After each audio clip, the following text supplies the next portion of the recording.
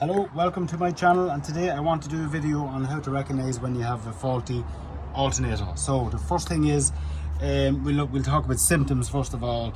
You could have maybe the battery light coming on the dashboard. That would be number one.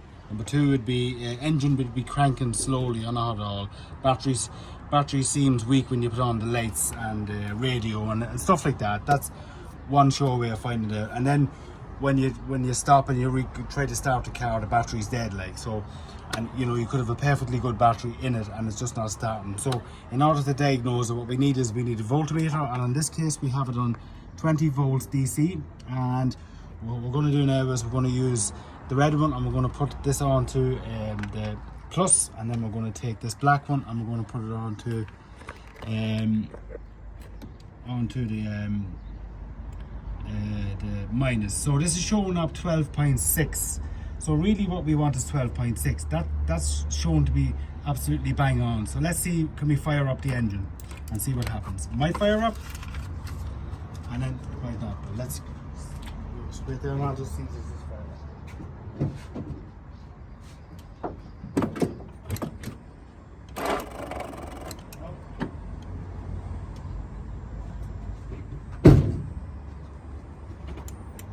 fired up. Not firing up at all. Let's check that again and see. So there we have 9.76 volts. So it's coming in roughly just under 10 volts, which is really not enough. What we need for that is we need a minimum of 12.6 volts to start with. A little bit higher is okay, and a little bit lower is not too bad. We can get away with it, like. So in this case now, what I'm going to do is I'm going to jump start the car. And when I jump start the car and I put the voltmeter on it, I really want to be getting around about 14.2 and 14.7 volts on the meter. And anything under that is too weak and it's not charging enough. And then we're going to put a load on the radio. We're going to put a load on the car. We're going to put on the air conditioning, the lights and stuff like that, and we'll see. We really need to be keeping it around about 14.6 volts. So first thing we're going to do is get it started.